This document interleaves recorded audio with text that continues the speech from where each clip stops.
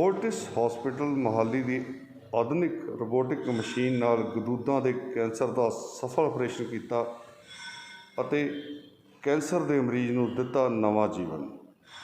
देखो संगरूर तो संजू रावत की खास रिपोर्ट के साथ ऐसे इफेक्टिव एनर्जी मल्टीपल है रोबोटिक सर्जरी के, और जो बड़े कम्प्लेक्स ऑपरेशन भी नज़र नहीं आता है। तो because of the advance 3D vision we are able to see the area where we have to operate very effectively और क्लियरली, और उस वजह से हमारा ऑपरेशन जो है वो ज़्यादा एक्यूरेट होता है। कट लगाना पड़ता है और फिर उसके बाद अगर इतना अच्छा विजन ना मिले तो कई बार काफ़ी स्टेप्स उसके एड के विजुअल एड के बिना हम लोग बस just the feel of hand हम करते हैं ऑपरेशन। तो वो सब चीज़ें इसके ऑर्गन से हमको बहुत ही इफेक्टिवली और प्रिसीशन से डाइसेक्ट करके उसको अलग करके। ये एक और पेशेंट का हमने ऑपरेशन के यूरिक के जा गया था, तो हमने वो काट के रिपेयर किया। यहाँ पे कुछ स्टिचेस लगाए गए और ये कर गए हैं बिना कॉम्प्लिकेशंस के। तो एक बार सर्जरी कंप्लीट हो जाती है तो इस रोबोट को हम अलग कर देते हैं वहाँ से, कहते हैं इस प्रोसेस को, और फिर उसको हम पीछे करके और प्रेस के मेंबर्स से ये जानना चाह रहे हैं, प्लीज शेयर योर एक्सपीरियंस। मतलब मेरा अभी 28 जुलाई को मेरा रोबोटिक सर्जरी हुई है। डॉक्टर मनीष आवजा ने मेरी सर्जरी की है। He is a very good surgeon and above all he is a very good human being also. I am lucky and मैंने कोई टाइम वेस्ट नहीं किया।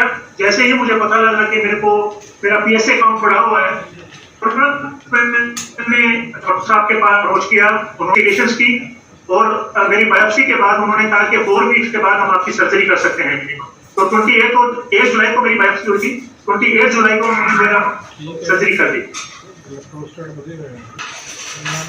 सीनियर यूरोलॉजिस्ट और रोबोटिक सर्जन हूँ फोर्टिस हॉस्पिटल मोहाली से।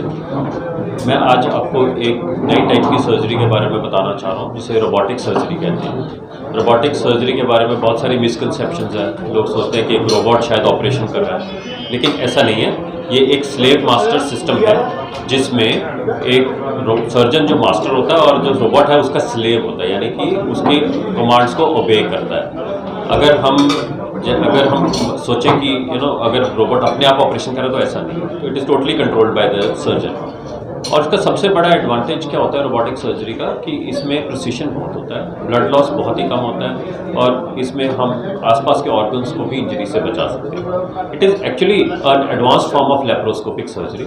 जो इसमें इंस्ट्रूमेंट्स यूज़ किए जाते हैं दे आर कंट्रोल्ड रोबोटिकली, यानी कि रोबोट के जो बेसिकली जो आर्म्स हैं उसके अंदर हम वो इंस्ट्रूमेंट्स फिट कर देते हैं, और उसको जो सर्जन है उसको अपने हिसाब से उसको मैनिपुलेट करके डिफरेंट सर्जरीज को अंजाम देते हैं। इस पे जो ऑर्गन्स बहुत डेप्थ पे सिचुएटेड होते हैं, जैसे कि प्रोस्टेट ग्लैंड फॉर एग्जांपल, उसकी कंडीशंस जैसे उसमें कैंसर हो जाए या कुछ है, तो इस तरह के ऑर्गन्स को अप्रोच करना बहुत ही ज़्यादा आसान हो जाता है, और बहुत ज़्यादा हम एक्यूरेसी से ये ऑपरेशन कर सकते हैं। बिल्कुल छोटे छोटे कट्स के थ्रू किया जाता है ये ऑपरेशन, जिससे कि पेन बहुत ही कम होता है। एज आई सेड कि इसमें हमें विजुअलाइजेशन बड़ी अच्छी होती है, 3D विजन होती है, तो हम लोग जो ऑर्गन्स हैं उनको बहुत ही अच्छे से विजुअलाइज कर सकते हैं, उनको बहुत ही एक्यूरेटली डाइसेक्ट कर सकते हैं, और सिर्फ उसी ऑर्गन के ऊपर ही हम सर्जरी करते हैं। आसपास के ऑर्गन्स को हम बिल्कुल अलग कर देते हैं, जिससे कि कॉम्प्लिकेशन आने के चांसेस बहुत ही कम हो जाते हैं। पेशेंट्स के लिए रिकवरी फास्टर है, पेन कम है, और वो जो उसके आउटकम्स हैं वो कंपैरेटिव हैं as good as open surgery है, जैसे भी हम करते थे पहले। तो आउटकम्स बिल्कुल बढ़िया है उससे, माइनस द पेन, और पेशेंट की रिकवरी अपने रिटर्न टू वर्क फास्टर है। और इसके जिस तरह के कॉम्प्लिकेटेड ऑपरेशन होते हैं जिसमें सूचरिंग वगैरह चाहिए होती है, उस तरह के ऑपरेशंस में भी इसकी एक्यूरेसी और रिकवरी मच बेटर है एज कम्पेयर टू ओपन और लेप्रोस्कोपिक मेथड्स। एक खर्चा कितना का खर्चा हमारे जो पैकेजेस हैं इसके लिए जो फिक्स पैकेज हमने किया प्रोस्टेट के लिए वो 3.5 लाख से स्टार्टेड है। बाकी डिपेंड्स ऑन द ऑर्गन किसके ऊपर ऑपरेशन होना है उसके हिसाब से खर्चा होगा। कितने दिन कस्टमर को छुट्टी मिल जाती है? 4th या 5th डे डिस्चार्ज है, वेरी फास्ट डिस्चार्ज। आजकल ज़्यादा कैंसर का हर एक तकरीबन मरीज चल रहा है। किस चीज़ का कैंसर का ਤੁਹਾਡੇ ਕੋਲ ਹੁੰਦਾ ਜੀ ऑपरेशन?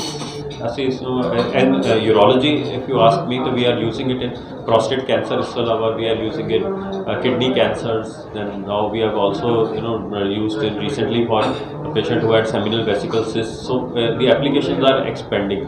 और बाकी जो स्पेशलिटीज जैसे गायनेकोलॉजी सर्जरीज हैं, इंटेस्टाइनल कैंसर्स के ऑपरेशन, ये सब इसमें इंक्लूड होते जा रहे हैं. इवन ENT के कैंसर्स के ऑपरेशन भी अब रोबोटिक सर्जरी द्वारा किए जा रहे हैं. तो इसके इंडिकेशन